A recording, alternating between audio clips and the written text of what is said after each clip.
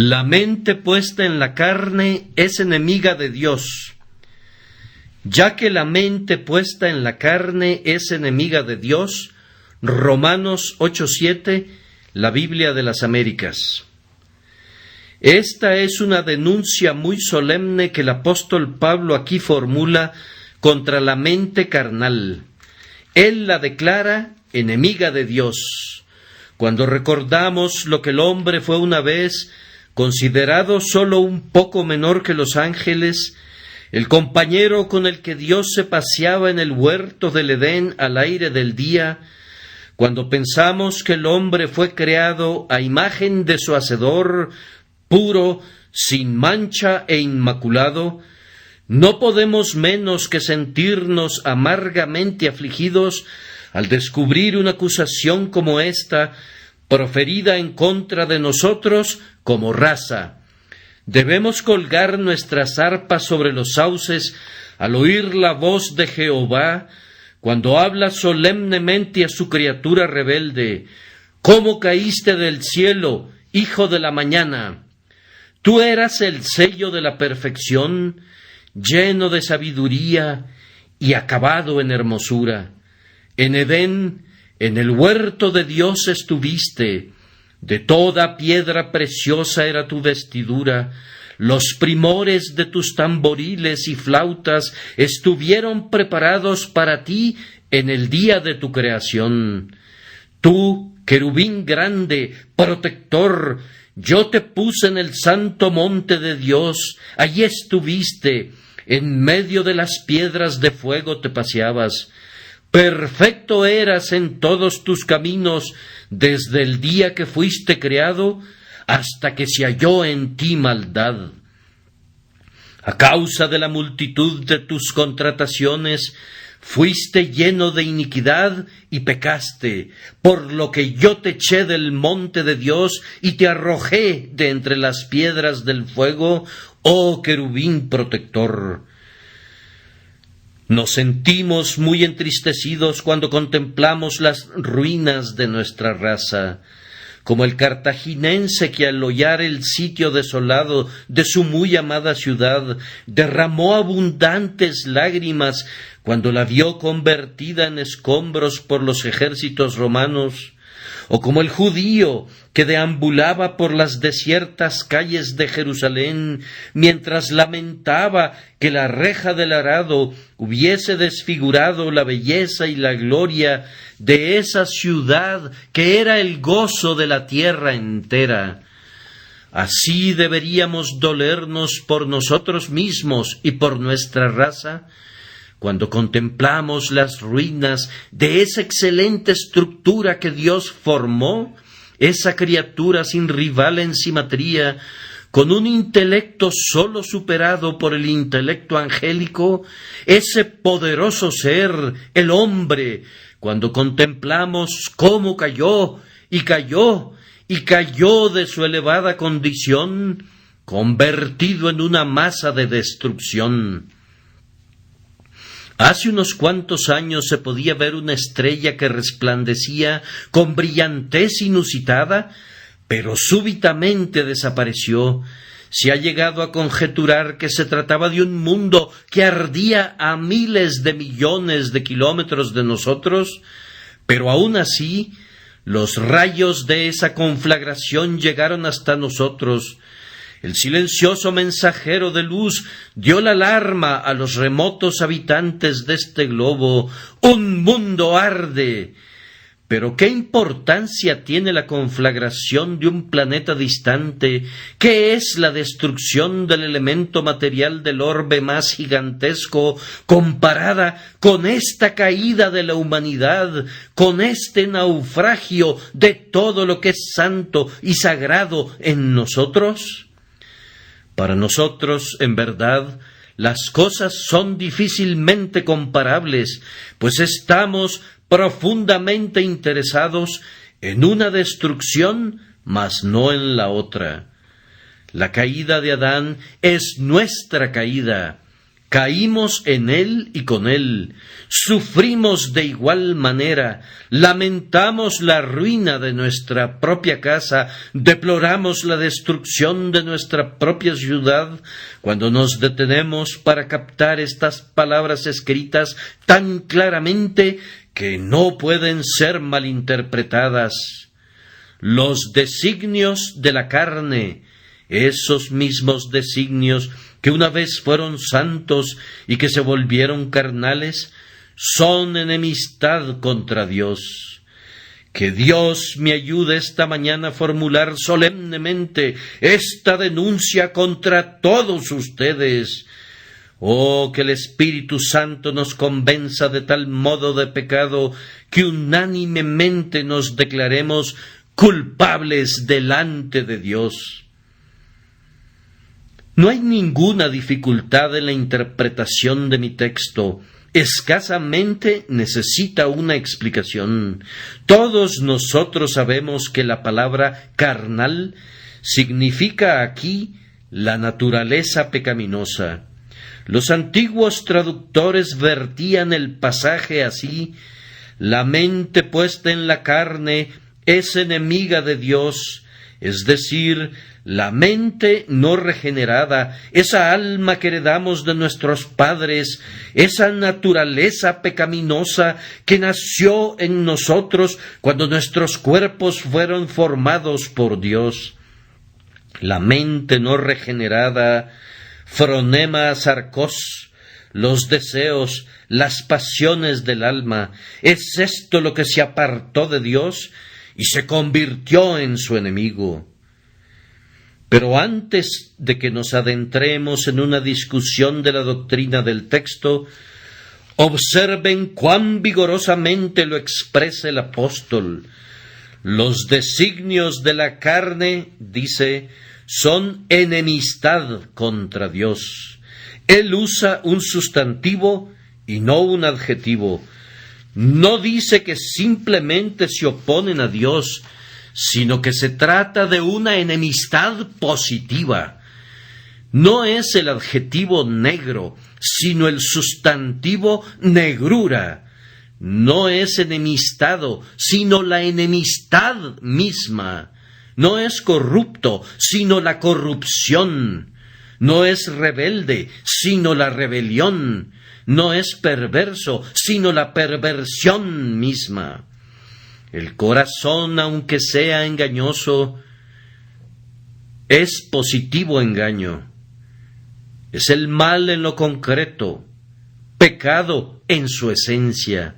Es la destilación, la quinta esencia de todas las cosas que son viles. No es envidioso de Dios, es la envidia misma. No está enemistado, es la enemistad real. No necesitamos decir una palabra para explicar que es enemistad contra Dios. No acusa a la naturaleza humana de tener simplemente una aversión al dominio, a las leyes o a las doctrinas de Jehová, sino que asesta un golpe más profundo y más preciso. No golpea al hombre en la cabeza, sino que penetra en su corazón, pone el hacha a la raíz del árbol y lo declara enemistad contra Dios, contra la persona de la deidad, contra el Ser Supremo, contra el poderoso Hacedor de este mundo. No enemistado contra su Biblia o contra su Evangelio, aunque eso fuera verdad, sino contra Dios mismo, contra su esencia, su existencia y su persona. Sopesemos entonces las palabras del texto, pues son palabras solemnes, están muy bien expresadas por ese maestro de la elocuencia, Pablo, y además fueron dictadas por el Espíritu Santo que enseña al hombre cómo expresarse correctamente. Que nos ayude a interpretar este pasaje que nos ha dado previamente para su explicación. El texto nos pide que tomemos nota primero de la veracidad de esta aseveración. En segundo lugar, de la universalidad del mal que nos aqueja.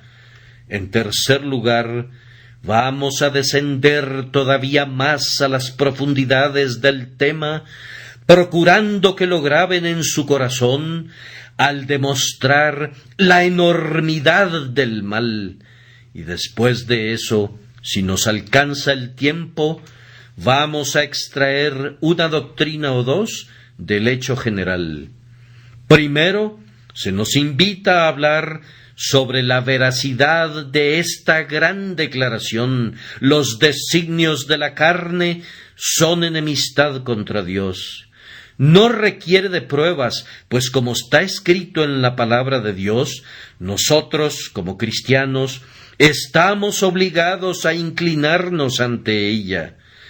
Las palabras de la Escritura son palabras de sabiduría infinita, y si la razón es incapaz de ver el fundamento de una declaración de la revelación, está obligada a creer en ella muy reverentemente, pues estamos convencidos que aunque esté por encima de nuestra razón, no puede ser contraria a ella. Aquí encuentro que está escrito en la Biblia: los designios de la carne son enemistad contra Dios, y eso en sí me basta. Pero si necesitara testigos, convocaría las naciones de la antigüedad, desenrollaría el volumen de historia antigua, les comentaría los hechos terribles de la humanidad.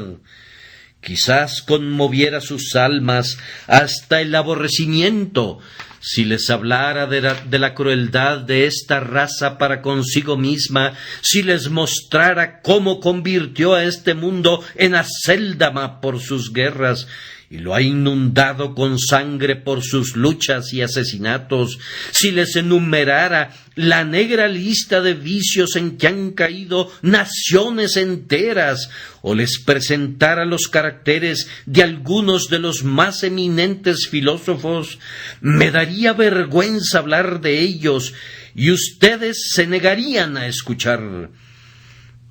Sí, sería imposible que ustedes, como refinados habitantes de un país civilizado, soportaran la mención de los crímenes que fueron cometidos por esos mismos hombres que hoy en día son ensalzados como modelos de perfección. Me temo que si se escribiese toda la verdad, abandonaríamos la lectura de las vidas de los más poderosos héroes y de los sabios más orgullosos de la tierra, y diríamos de inmediato de todos ellos: todos se desviaron, a unas se hicieron inútiles, no hay quien haga lo bueno, no hay ni siquiera uno.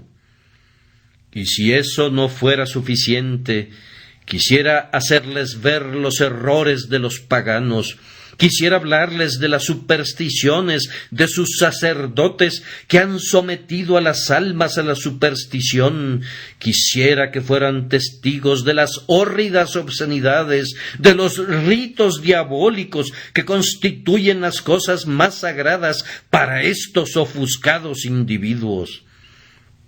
Entonces, después que hubieran oído lo que constituye la religión natural del hombre, les pediría que me explicaran cuál sería su irreligión. Si esta es su devoción, ¿cuál sería su impiedad? Si este es su ardiente amor por la deidad, ¿cuál sería su odio a la misma?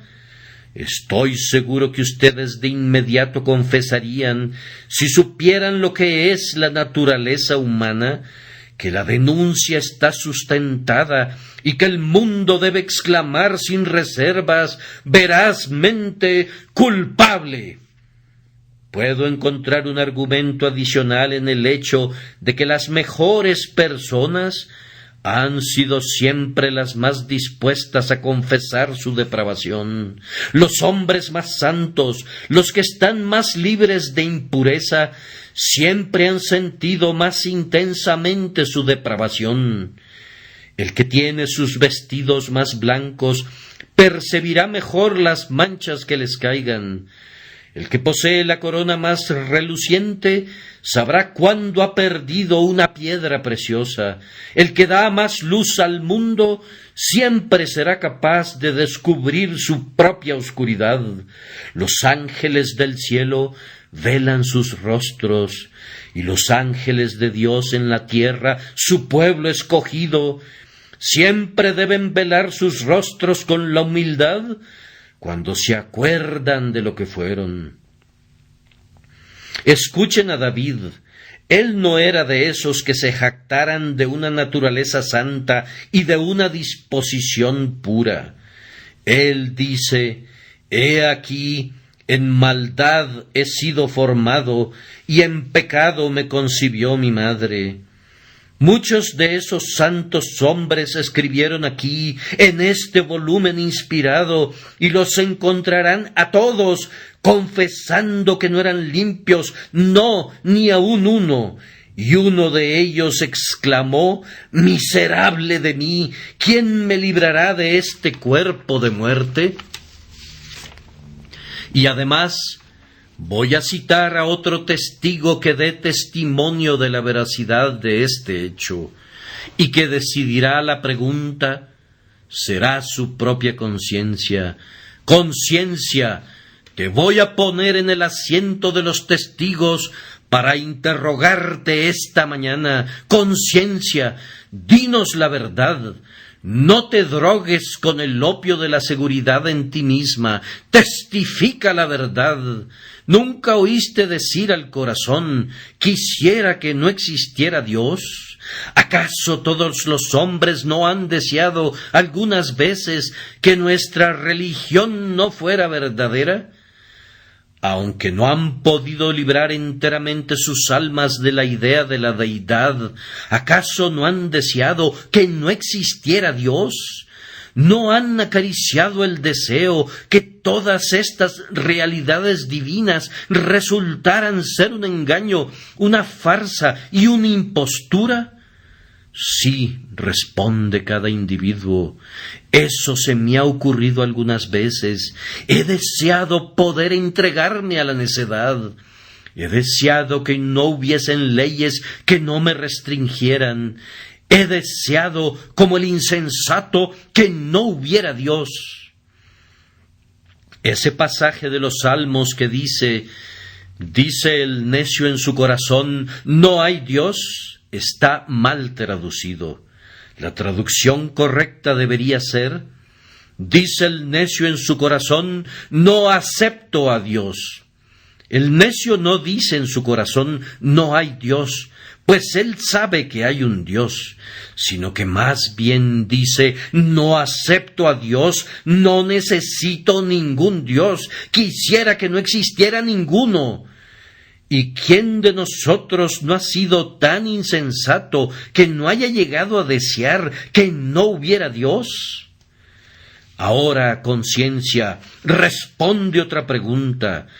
¿Tú has confesado que algunas veces has deseado que no existiera Dios? Entonces, supón que un hombre deseara la muerte de otro. ¿Acaso no demostraría eso que lo odiaba? Sí, lo demostraría. Y así, amigos míos, el deseo de que no exista Dios demuestra que tenemos aversión a Dios. Cuando deseo la muerte de otro y que se pudra en su tumba, cuando deseo que fuera un non est, un ser inexistente, debo odiar a ese hombre. De otra forma, no desearía que fuera un ente extinto. Así que ese deseo, y no creo que haya existido alguien en el mundo que no lo hubiera sentido, demuestra que los designios de la carne son enemistad contra Dios. Pero, conciencia, tengo otra pregunta. ¿Acaso no ha deseado alguna vez tu corazón, puesto que hay un Dios, que Él fuera un poco menos santo, un poco menos puro, de tal manera que esas cosas que ahora son graves crímenes pudiesen ser consideradas ofensas veniales, simples pecadillos?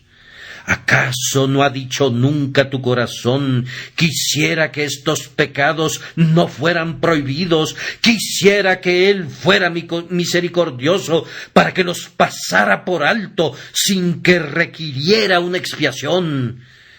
Quisiera que no fuera tan severo, tan rigurosamente justo, tan severamente estricto en su integridad. Corazón mío, ¿nunca has dicho eso? La conciencia debe responder: lo has dicho. Bien, ese deseo de cambiar a Dios demuestra que no amas al Dios que es ahora el Dios del cielo y de la tierra, y aunque hables de religión natural y te jactes de reverenciar al Dios de los verdes campos, de los fértiles prados, de las aguas abundantes, del retumbar del trueno, del cielo azul, de la noche estrellada y del grandioso universo, aunque tú amas el bello ideal poético de la deidad, no se trata del Dios de la Escritura, pues tú has deseado cambiar su naturaleza y en eso has demostrado que estás enemistado con Él. Pero, conciencia, ¿por qué debo andarme con rodeos? Tú puedes ser un testigo fiel, si quieres decir la verdad, que cada persona aquí presente ha transgredido de tal manera contra Dios, ha quebrantado tan continuamente sus leyes, ha violado su día de reposo, ha hollado sus estatutos, ha despreciado su evangelio, que es muy cierto, ay, sumamente cierto, que los designios de la carne son enemistad contra Dios. Ahora, en segundo lugar, se nos pide que tomemos nota de la universalidad de este mal. ¡Cuán vasta es esta aseveración! No es una mente singular o una cierta clase de caracteres, sino los designios de la carne. Es un enunciado sin restricciones que incluye a cada individuo. Cualquier mente que pueda apropiadamente ser llamada carnal, si no ha sido espiritualizada por el poder del Espíritu Santo de Dios, es enemistad contra Dios. Entonces observen, en primer lugar, la universalidad de esto en lo relativo a todas las personas.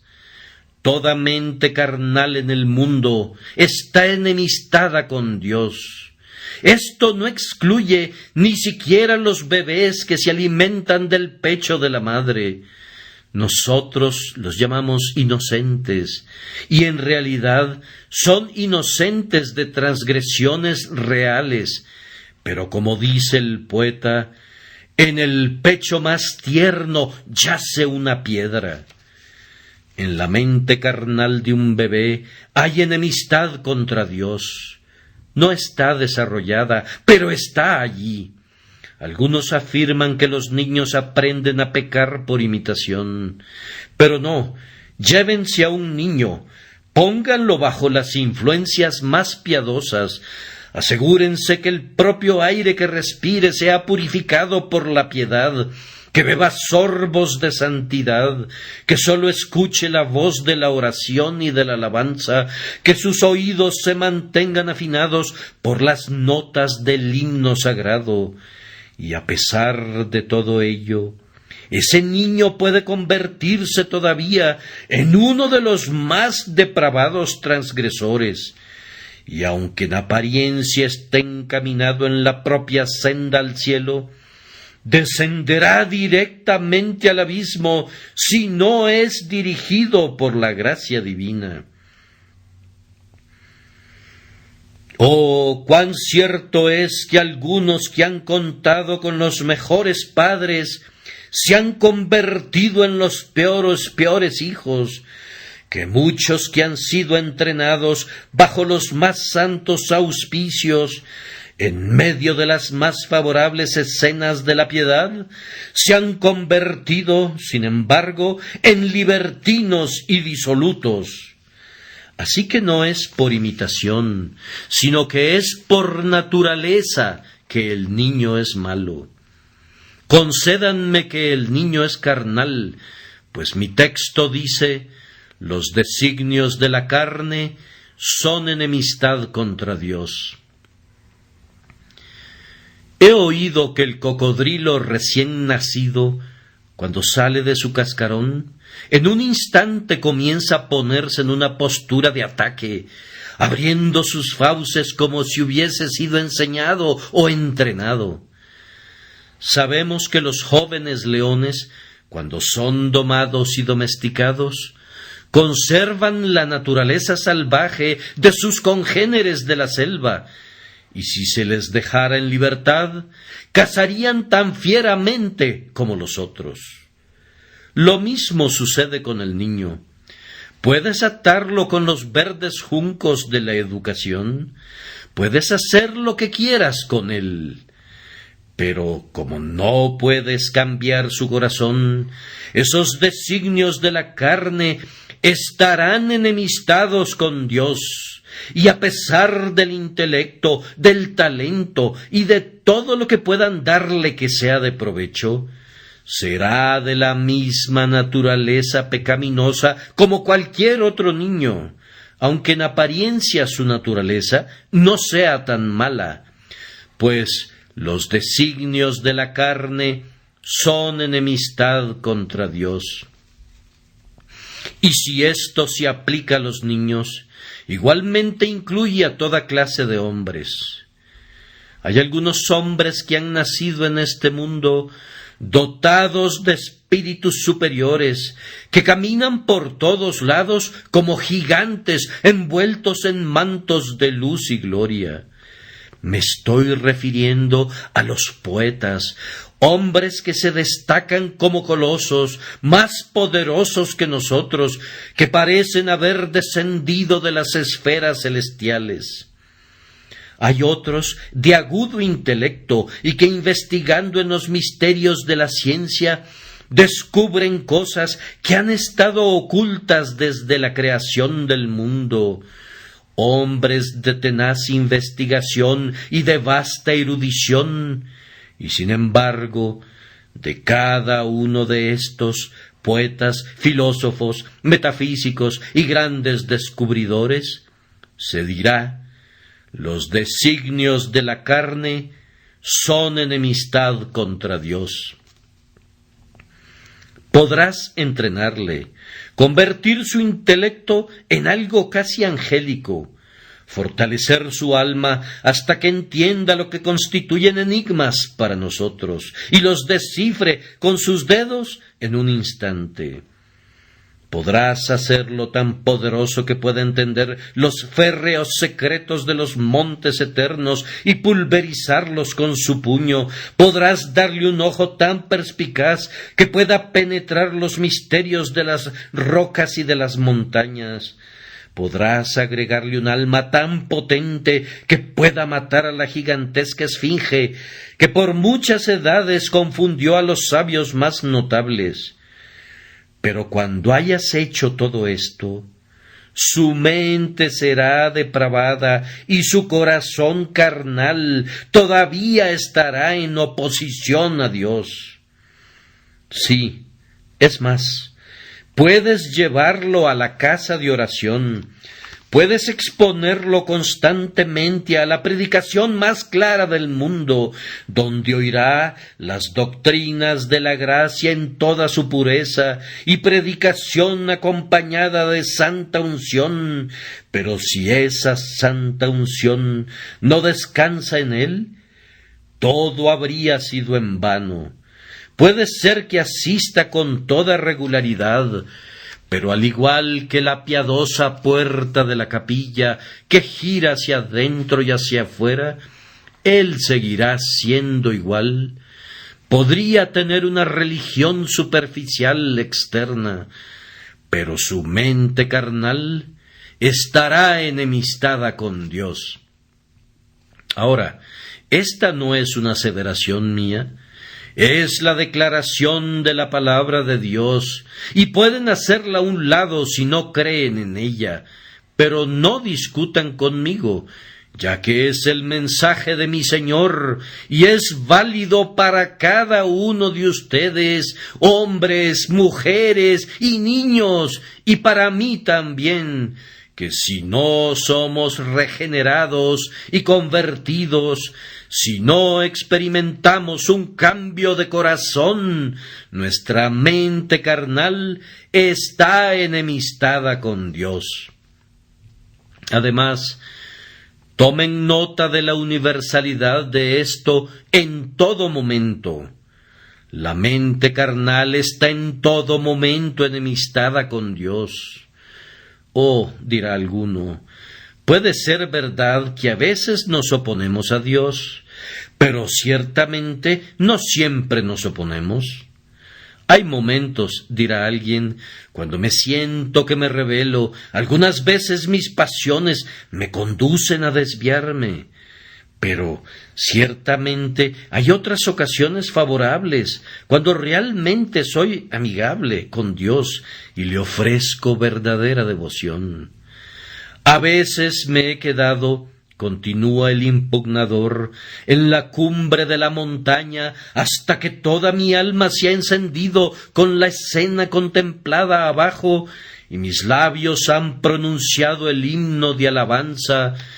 Estas son tus obras gloriosas, Padre de bondad, todopoderoso, tuya es esta estructura universal, tan hermosa y maravillosa.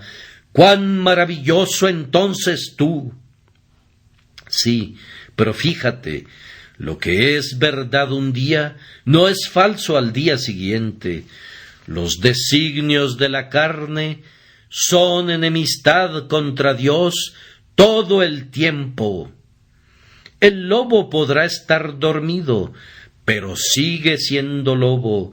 La serpiente, con sus tonos atornasolados, podrá dormitar en medio de las flores, y el niño puede acariciar su lomo resbaloso, pero sigue siendo una serpiente. No cambia su naturaleza, aunque esté dormida.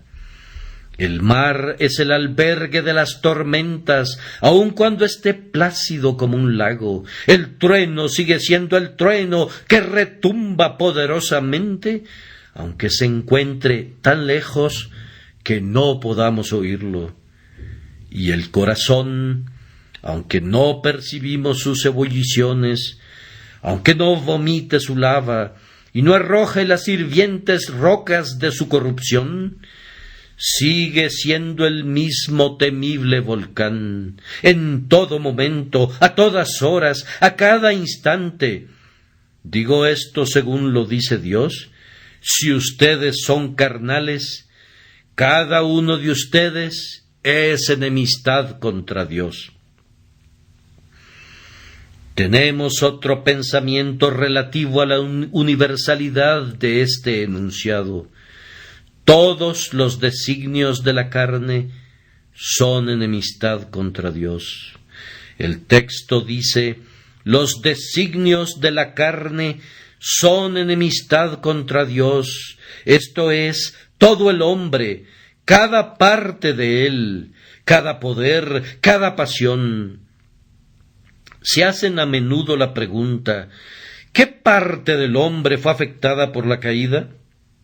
Piensan que la caída sólo la resintieron los afectos, pero que el intelecto permaneció incólume. Ellos argumentan esto sustentados en la sabiduría del hombre y los impresionantes descubrimientos que ha hecho, tales como la ley de la gravedad, la máquina de vapor y las ciencias. Ahora, yo considero estas cosas como un despliegue insignificante de sabiduría, cuando se las compara con lo que se descubrirá dentro de 100 años, y muy pequeñas comparadas con lo que se pudo haber descubierto si el intelecto del hombre hubiese permanecido en su condición original.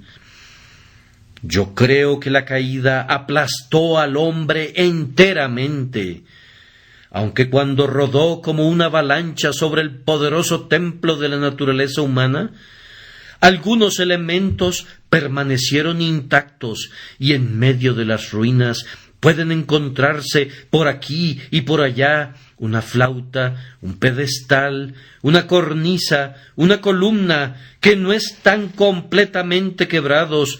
La estructura entera cayó y sus reliquias más gloriosas son cosas caídas, hundidas en el polvo.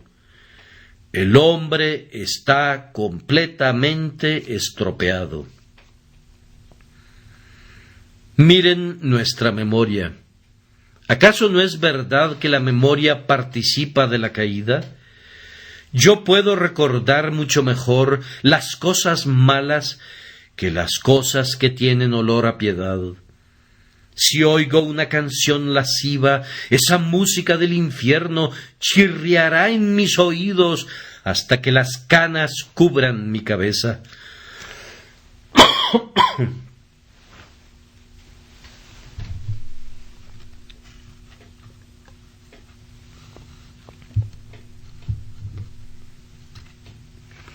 Pero si oigo una nota de santa alabanza, ¡ay!, se me olvida, porque la memoria aprieta con una mano de hierro las cosas malas, pero sostiene con dedos débiles las cosas buenas.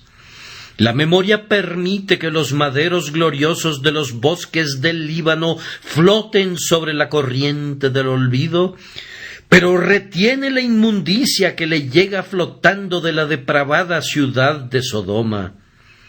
La memoria recordará lo malo, pero olvidará lo bueno. La memoria participa de la caída. Lo mismo ocurre con los afectos. Amamos lo terrenal más de lo que deberíamos amarlo. Rápidamente entregamos nuestro corazón a una criatura, pero raras veces lo ofrecemos a nuestro Creador. Y cuando el corazón es entregado a Jesús, es propenso a descarriarse. Miren a nuestra imaginación también. Oh, cómo se deleita la imaginación cuando el cuerpo se encuentra en una condición perniciosa. Solo denle al hombre algo que lo lleve al punto de la intoxicación. Dróguenlo con opio, y cómo bailará su imaginación llena de gozo. Como pájaro liberado de su jaula, cómo se remontará con alas más vigorosas que las alas del águila. Ve cosas que ni siquiera habría soñado en las sombras de la noche. ¿Por qué razón su imaginación no trabajó cuando su cuerpo se encontraba en un estado normal, cuando era saludable? Simplemente porque la imaginación es depravada, y mientras no se había introducido un elemento inmundo, mientras el cuerpo no había comenzado a estremecerse con un tipo de intoxicación, la fantasía no pensaba en celebrar su carnaval. Tenemos algunos espléndidos muestrarios de lo que el hombre puede escribir cuando se ha encontrado bajo la maldita influencia del aguardiente.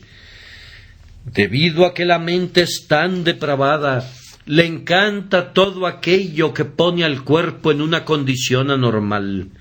Y aquí tenemos una prueba que la propia imaginación se ha descarriado. Lo mismo ocurre con el juicio. Puedo demostrar cuán imperfectamente decide. También puedo acusar a la conciencia y decirle cuán ciega es y cómo le guiña el ojo a las más grandes necedades. Puedo examinar todos nuestros poderes y escribir sobre la frente de cada uno de ellos: traidor al cielo, traidor al cielo. Toda la mente puesta en la carne es enemiga de Dios. Ahora, mis queridos lectores, sólo la Biblia es la religión de los protestantes, pero siempre que reviso un cierto libro tenido en gran estima por nuestros hermanos anglicanos, lo encuentro enteramente de mi lado e invariablemente siento un gran deleite al citarlo. ¿Saben ustedes que soy uno de los mejores clérigos de la Iglesia de Inglaterra, el mejor si me juzgaran por los artículos, y el peor si me juzgaran por cualquier otra norma? Mídanme por los artículos de la Iglesia de Inglaterra, y no ocuparía un segundo lugar ante nadie bajo el cielo azul del firmamento, predicando el Evangelio contenido en ellos, pues si hay un excelente epítome del Evangelio, se encuentra en los artículos de la Iglesia de Inglaterra. Permítanme mostrarles que no han estado escuchando una doctrina extraña. Tenemos, por ejemplo, el artículo 9 sobre el pecado de nacimiento o pecado original. El pecado original no consiste en seguir a Adán, como lo afirman vanamente los pelagianos, sino que es la falla y la corrupción de la naturaleza de cada individuo, que naturalmente es engendrada por la prole de Adán, por la cual el hombre está sumamente alejado de la justicia original, y es por su propia naturaleza propenso al mal, de tal forma que el deseo de la carne es contra el espíritu, y por lo tanto toda persona venida a este mundo merece la ira de Dios y la condenación. Y esta infección de la naturaleza efectivamente permanece, sí, en los que son regenerados, por lo cual la concupiscencia de la carne, llamada en el griego phronema sarkos, que algunos exponen como la sabiduría, la sensualidad, el afecto, el deseo de la carne, no está sujeta a la ley de Dios. Y aunque no hay condenación para los que creen y son bautizados, sin embargo el apóstol confiesa que la concupiscencia y la lascivia tienen en sí la naturaleza del pecado. No necesito nada más.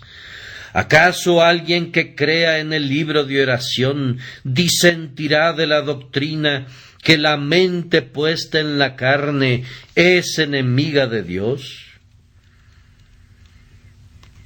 He dicho que iba a procurar, en tercer lugar, mostrar la gran enormidad de esta culpa. Me temo, hermanos míos, que a menudo cuando consideramos nuestro estado, no pensamos tanto en la culpa como en la miseria. Algunas veces he leído sermones sobre la inclinación del pecador al mal, en los que esto se ha demostrado con mucho poder, y ciertamente el orgullo de la naturaleza humana ha sido muy humillado y abatido. Pero hay algo que me parece que si se deja fuera, resulta ser una gran omisión, es decir, la doctrina que el hombre es culpable en todas estas cosas. Si su corazón está contra Dios, debemos decirle que es su pecado, y si no puede arrepentirse, debemos mostrarle que el pecado es la única causa de su incapacidad para hacerlo, que toda su separación de Dios es pecado, que mientras se mantenga alejado de Dios es pecado. Me temo que muchos de los aquí presentes debemos reconocer que no acusamos de ese pecado a nuestras propias conciencias. Sí, decimos, estamos llenos de corrupción, oh sí, pero nos quedamos muy tranquilos. Hermanos míos, no deberíamos hacerlo. Tener esas corrupciones es nuestro crimen, que debe ser confesado como un enorme mal. Y si yo, como un ministro del Evangelio, no recalcara el pecado involucrado en ello, no habría encontrado su propio virus. Habría dejado fuera la verdadera esencia si no mostrara que es un crimen. Ahora, la mente puesta en la carne es enemiga de Dios. ¡Cuán grave pecado es! Esto se manifestará de dos formas. Consideren la relación en la que estamos con Dios y luego recuerden lo que Dios es. Y después que haya hablado de estas dos cosas, espero, ustedes verán en verdad que es un pecado estar enemistados con Dios. ¿Qué es Dios para nosotros? Él es el creador de los cielos y de la tierra.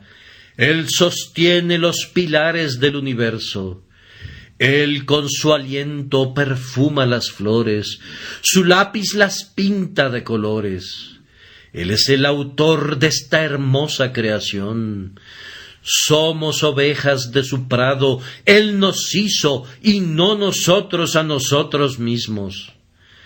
La relación que tiene con nosotros es la de hacedor y creador, y por ese hecho reclama ser nuestro rey. Él es nuestro legislador, el autor de la ley. Y luego, para que nuestro crimen sea peor y más grave, Él gobierna la providencia, pues es Él quien nos guarda día a día. Él suple nuestras necesidades. Él mantiene el aire que respira nuestra nariz. Él ordena la sangre que mantenga su curso a lo largo de nuestras venas. Él nos mantiene con vida y nos previene de la muerte. Él está delante de nosotros como nuestro Creador, nuestro Rey, nuestro sostén, nuestro benefactor. Y yo pregunto, ¿no es acaso un crimen de enorme magnitud? ¿No es alta traición contra el emperador del cielo? ¿No es un pecado horrible cuya profundidad no podemos medir con la sonda de todo nuestro juicio, que nosotros, sus criaturas, que dependemos de Él, estemos enemistados con Él? Pero puede verse que el crimen es más grave cuando pensamos en lo que Dios es. Permítanme apelar personalmente hasta ustedes en un estilo de interrogatorio, pues esto tiene mucho peso. Pecador, ¿por qué estás enemistado con Dios? Dios es el Dios de amor. Él es amable con sus criaturas. Él te mira con su amor de benevolencia, pues este mismo día su sol ha brillado sobre ti. Hoy has tenido alimento y vestido, y has llegado a esta capilla con salud y vigor. ¿Odias a Dios porque te ama? ¿Es esa la razón? Consideren cuántas misericordias han recibido de sus manos a lo largo de su vida. No nacieron con un cuerpo deforme, han tenido una medida tolerable de salud. Te has recuperado muchas veces de la enfermedad. Cuando estabas al borde de la muerte, su brazo ha detenido tu alma del último paso de destrucción. ¿Odias a Dios por todo esto? ¿Le odias porque salvó tu vida por su tierna misericordia? Contempla toda su bondad que ha desplegado delante de ti. Podría haberte enviado al infierno, pero estás aquí. Ahora, ¿odias a Dios por haberte conservado? ¿O por qué razón estás enemistado con él?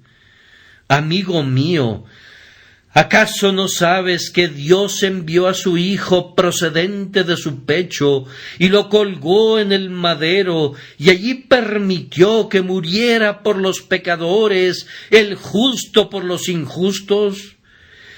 ¿Y odias a Dios por ello? Oh pecador, ¿acaso es esta la causa de tu enemistad? ¿Estás tan alejado que agradeces con enemistad el amor? Y cuando te ha rodeado de favores, cuando te ha ceñido con bendiciones, cuando te ha colmado de misericordias, ¿acaso le odias por eso? Él te podría decir lo mismo que dijo Jesús a los judíos: muchas buenas obras os he mostrado de mi Padre, ¿por cuál de ellas me apedreáis? ¿Por cuáles de estas obras odian a Dios? Si algún benefactor terrenal te hubiese alimentado, ¿le odiarías? Si te hubiera vestido, ¿le ultrajarías en su cara? Si te hubiese dado talentos, ¿volverías esos poderes en su contra? ¡Oh, habla! ¿Forjarías el hierro de una daga y la clavarías en el corazón de tu mejor amigo? ¿Odias a tu madre que te crió en sus rodillas? ¿Acaso maldices a tu padre que sabiamente veló por ti? No, respondes, sentimos una pequeña gratitud por nuestros parientes terrenales. ¿Dónde están sus corazones entonces? ¿Dónde están sus corazones que todavía pueden despreciar a Dios y estar enemistados con Él? Oh crimen diabólico, oh atrocidad satánica, oh iniquidad indescriptible, odiar a quien es todo amable, aborrecer al que muestra misericordia constante, desdeñar al que bendice eternamente, escarnecer al bueno, al lleno de gracia, por sobre todo odiar al Dios que envió a su Hijo para que muriera por el hombre. En ese pensamiento, la mente puesta en la carne es enemiga de Dios. Hay algo que nos sacude, pues es un terrible pecado estar enemistados con Dios. Quisiera poder hablar con mayor poder, pero únicamente mi Señor puede hacerles ver el enorme mal de este hórrido estado del corazón.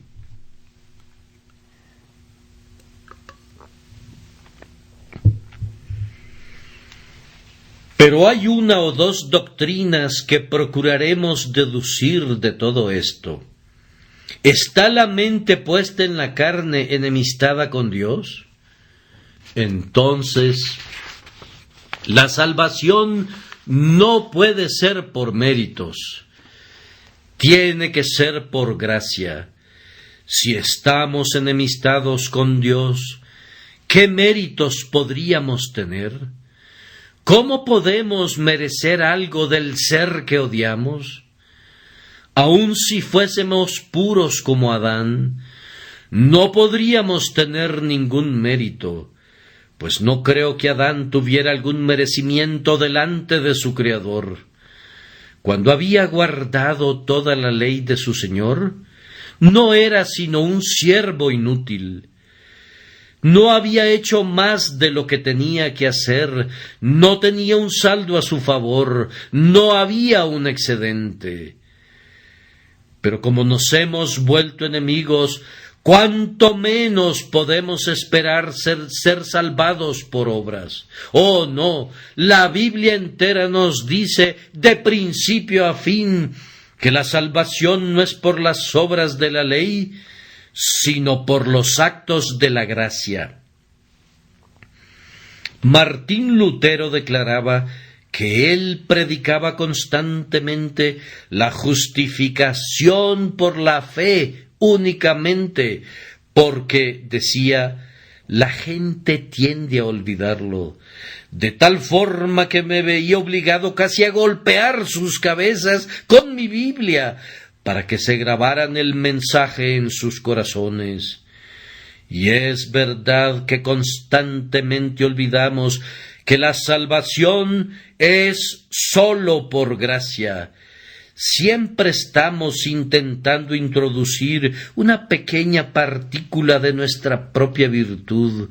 Queremos cooperar con algo. Recuerdo un viejo dicho del viejo Matthew Wilkes: salvados por sus obras. Es como si intentaran llegar a América en un barquito de papel. Salvados por sus obras, eso es imposible. Oh, no, el pobre legalista es como un caballo ciego que da vueltas y vueltas al molino, o como el prisionero que sube los escalones del molino de rueda y descubre que no ha subido después de todo el esfuerzo que ha hecho. No tiene una confianza sólida, no tiene una base firme en la que pueda apoyarse. No ha hecho lo suficiente, nunca lo suficiente. La conciencia siempre dice: esto no es la perfección, debería haber sido mejor. La salvación para los enemigos debe alcanzarse mediante un embajador, por una expiación, sí, por Cristo. Otra doctrina que extraemos de esto es la necesidad de un cambio completo de nuestra naturaleza. Es cierto que desde que nacemos estamos enemistados con Dios. ¿Cuán necesario es entonces que nuestra naturaleza sea cambiada? Hay pocas personas que sinceramente creen en esto.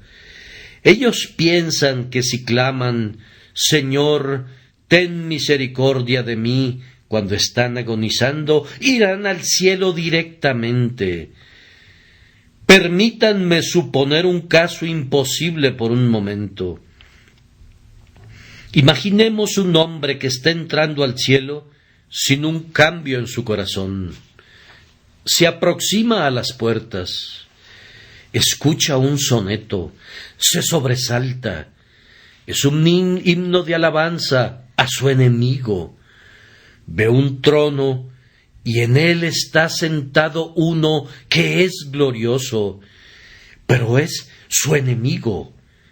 Camina por calles de oro, pero esas calles pertenecen a su enemigo. Ve huestes de ángeles, pero estas huestes son los siervos de su enemigo. Él se encuentra en la casa de un enemigo, pues él está enemistado con Dios. No puede unirse a los cantos, pues desconoce la melodía.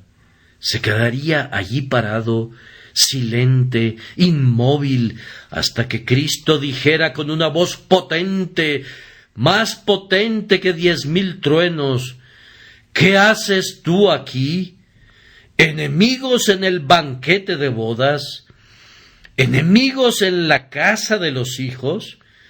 ¿Enemigos en el cielo? Vete de aquí, apártate, maldito, al fuego eterno del infierno. Oh señores, si los no regenerados pudiesen entrar al cielo, traigo a la memoria una vez más el tan repetido dicho de Whitefield: sería tan infeliz en el cielo que le pediría a Dios que le permitiese precipitarse en el infierno para buscar cobijo allá. Debe haber un cambio. Si pensamos en el estado futuro, pues ¿cómo podrían los enemigos de Dios sentarse jamás en el banquete de bodas del Cordero? Y para concluir, permítanme recordarles Y después de todo, está en el texto, que este cambio debe ser obrado por un poder superior al de ustedes. Un enemigo puede posiblemente convertirse en amigo, pero no la enemistad. Si ser un enemigo fuera un agregado a su naturaleza, él podría volverse un amigo. Pero si es la esencia misma de su existencia, ser enemistad, positiva enemistad, la enemistad no se puede cambiar a sí misma. No, debe hacerse algo más de lo que nosotros podemos lograr. Esto es precisamente lo que se olvida en estos días. Necesitamos más predicación con la unción del Espíritu Santo si queremos tener más obra de conversión. Yo les digo, amigos, si ustedes se cambian a sí mismos y se hacen mejores y mejores y mejores, 1000 veces mejores, nunca serán lo suficientemente buenos para el cielo. Mientras el Espíritu de Dios no haya puesto su mano en ustedes, mientras no haya regenerado el corazón, mientras no haya purificado el alma, mientras no haya cambiado el espíritu entero y no haya hecho al hombre una nueva criatura, no podrán entrar al cielo. ¿Cuán seriamente, entonces, deberían hacer un alto y meditar? Heme aquí una criatura de un día, un mortal nacido para morir, pero sin embargo un ser inmortal. En este momento estoy enemistado con Dios. ¿Qué haré? ¿Acaso no es mi deber, así como mi felicidad, preguntar si hay una manera de ser reconciliado con Dios? Oh agotados esclavos del pecado, ¿acaso no son sus caminos sendas de insensatez? ¿Acaso es sabiduría, oh mis amigos, es sabiduría odiar a su Creador? ¿Es sabio estar en oposición contra Él? ¿Es prudente despreciar las riquezas de su gracia? Si es sabiduría, es la sabiduría del infierno. Si es sabiduría, es una sabiduría que es insensatez para con Dios. Oh, que Dios nos conceda que se puedan volver a Jesús con pleno propósito de corazón. Él es el embajador, Él es el único que puede establecer la paz por medio de su sangre. Y aunque vinieron aquí como enemigos, es posible que atraviesen esa puerta como amigos, si no hacen sino mirar a Cristo, la serpiente de bronce que fue alzada. Y ahora puede ser que algunos de ustedes hayan sido convencidos de pecado por el Espíritu Santo. Yo ahora les voy a proclamar el camino de salvación. Y como Moisés levantó la serpiente en el desierto, así es necesario que el Hijo del Hombre sea levantado, para que todo aquel que en él cree no se pierda, mas tenga vida eterna. Contempla, oh temeroso penitente, el instrumento de tu liberación. Vuelve tus ojos llenos de lágrimas a aquel monte del Calvario. Mira la víctima de la justicia, el sacrificio de expiación por tu transgresión. Mira al Salvador en sus agonías, comprando tu alma con torrentes de su sangre y soportando tu castigo en medio de las agonías más intensas. Él murió por ti, si confiesas tus culpas ahora. Oh, ven tú, hombre condenado, autocondenado, y vuelve tus ojos a este camino, pues una mirada salvará. Pecador, tú has sido mordido, mira, no necesitas ninguna otra cosa, sino mirar, es simplemente mirar. Basta que mires a Jesús y serás salvo. Oyes la voz del Redentor, mirad a mí y sed salvos. Miren, miren, miren, oh almas culpables. Confía en Él, confía plenamente. No permitas que otra confianza se entrometa. Nadie sino Jesús puede hacer bien al pecador desvalido.